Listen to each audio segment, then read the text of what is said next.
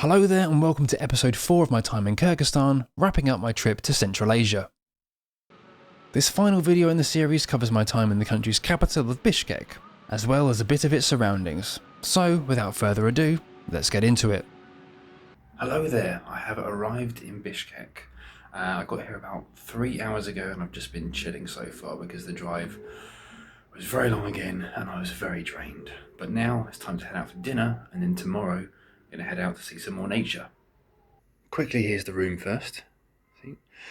Decent bed. Oh, yep, I have to excuse the mess I've made. They even have a small kitchen if I wanted to do some home cooking. They've got a stove in there, like a camping stove. And the bathroom. Yep. All in all, pretty decent. It's actually pretty windy out. Like there's a storm coming or something. Hopefully it doesn't rain. Oh, definitely lightning and thunder on the cards, but I'm going to hopefully get a table inside, just over there. Mubarak. I did not get a table inside Mubarak, as they were full. And then came the storm. I took shelter, with many others, around the edge of Alatu Square. I waited for the rain to mostly subside, as I had stupidly left my raincoat back in the room. For dinner I just ended up at a fairly run-of-the-mill place, although this pineapple and mint lemonade was banging. The shish kebab and chips were fine. It was a low-key start to my time in the capital. It was still a bit drizzly out, but I headed back to Alatu Square to view it in its illuminated state. The massive national flag looming over the four sides. As you can see, the storm wasn't yet over, with lightning flashing across the night sky. I was standing around waiting for the fountain to do its thing. Worth that wait? Not really. Time to head back. Right, back in the room. Time for a beer, and then on to more interesting things tomorrow. The following morning started with a cup of tea and another crisp sandwich using what I bought on the way to Sonkul. Fueled, it was time to head off to Ala Archa National Park. Right, so I've just arrived at the car park for Ala Archa National Park, although I couldn't go fully up the road. I had to stop about 11 kilometres short according to the sat-nav, so I'm not actually sure how I'm going to get up there, but I'll figure something out. Figure something out like this. A free shuttle bus up to the start of the main trail. It cost 200 som to enter the park, which is around £1.72. After walking roughly 10 minutes from the drop-off point, we arrived here, the Ala Archa Gorge.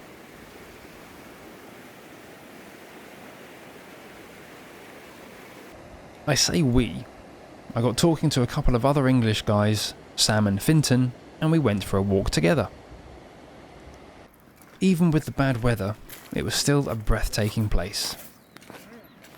And I found myself stopping, as much as walking in a group allowed, to soak it up. Literally soak it up a lot of the time. Walking through water and getting caught in the worsening rain.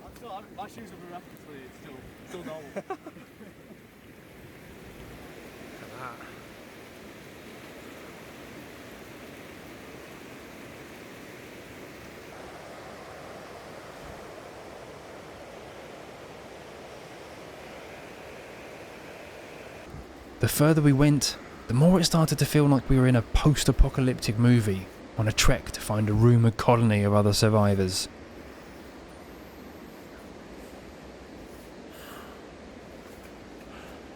The clouds continued to get lower. Look, see how low it is as well, the clouds. When the rain got heavier. So we decided it was best to turn back after getting a fair way off the beaten path. A quick cup of tea helped to warm us up before setting off back down the mountain. Well, I'm back in the car. I am wet, I am cold, so it is back to the hotel to dry off. My body was dry, but my throat needed something wet. This bar, aptly named Pivo, provided such nourishment. They have plenty of craft beers on tap, and I was paying the equivalent of around £2.50 to just £3 a pint. They also serve food, such as this pizza, as well as snacks like jerky. If you've seen the other videos in this series, it won't surprise you to learn that this was horse jerky. I tried one more bar after Pivo. This place is called Brewster. Again, a good selection of beers, but it was much quieter at the time. Okay, so I'm back in my hotel room. I've had a bit more to drink than I anticipated. It was a good night overall, even though most of it was spent by myself while talking to bar staff. I only really interacted with one member of the public, but it's what it is. Less of the woe is me, and tomorrow I'll be exploring Bishkek properly. See you then. Hello there. As you can tell, it's the following day. I'm just going to go drop the car off and then explore Bishkek. Right, car cleaned, which was quite satisfying, and dropped off, and now I'm heading off to Osh Bazaar. Bishkek is quite a pretty city, helped by having a fair few small parks such as this one. After walking through said park, I arrived not long after at Osh Bazaar. The main thing I was looking for, as usual, was a magnet. A quick samsa for lunch, then it was time to get hunting. Like the Green Bazaar in Almaty, there was ornate bread, spices, fruit, veg, even musical instruments. This I think is a traditional Kyrgyz instrument called a komuz. The market was so big it spanned both sides of the busy street.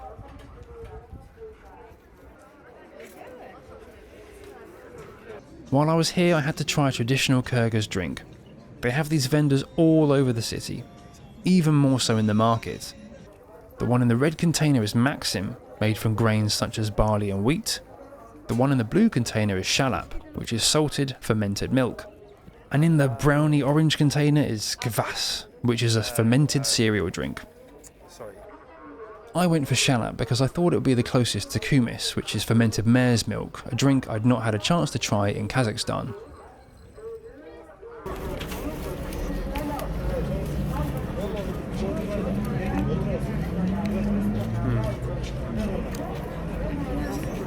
Not sure about that. In hindsight, still just okay for me. I wouldn't rush to have it again. It was time for a late lunch / early dinner, not sure which.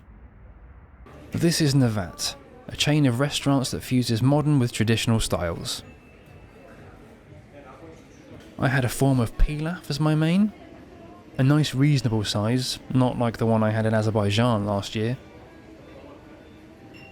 For dessert I had jak, deep fried dough with currants covered in syrup, kind of like a fancy Rice Krispie cake.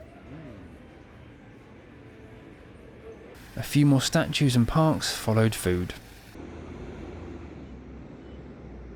before ending back in Alatu Square for a rest in the sun on this scorching final day in Kyrgyzstan.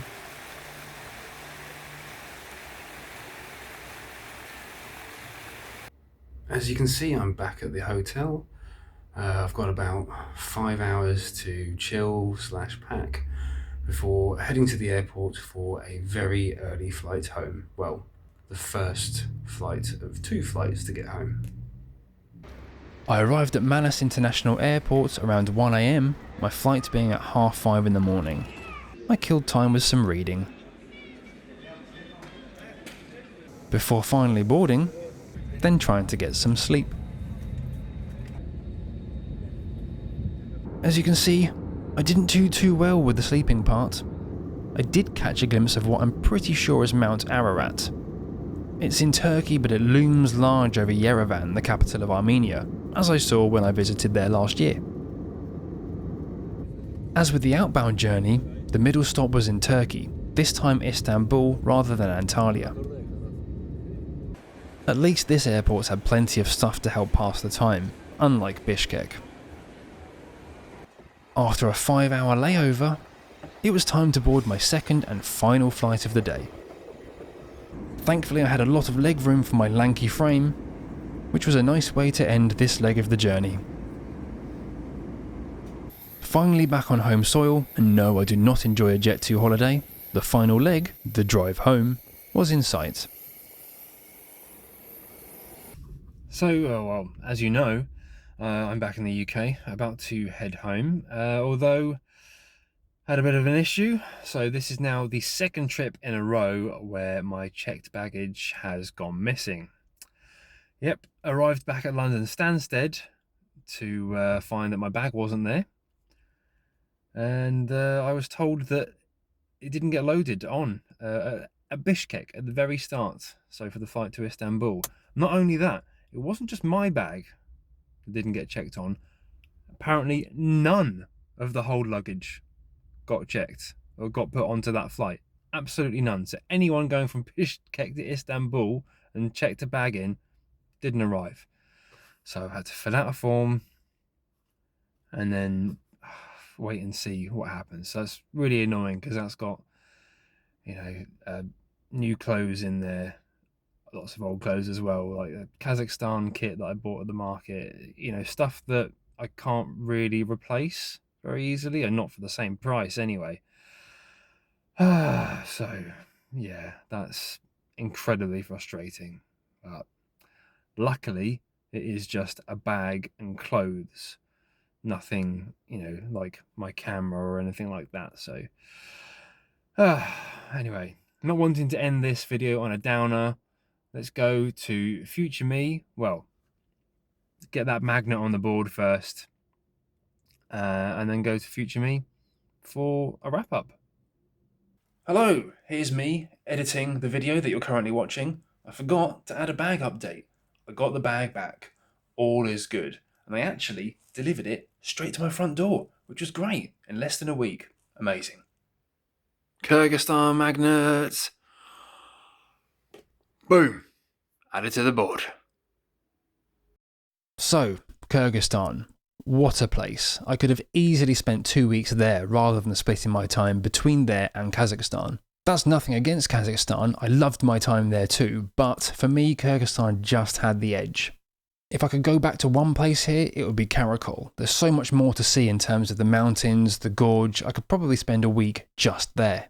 Songkul I would go back to as well. I think Songkul and Karakol are probably my top 2 places of this entire trip. If you're a nature lover, get yourself to Kyrgyzstan. Right, that's all for this video and for my time in Central Asia, for now. Hopefully I'll get the chance to come back and explore more of this region. Have a good one, and I'll catch you next time.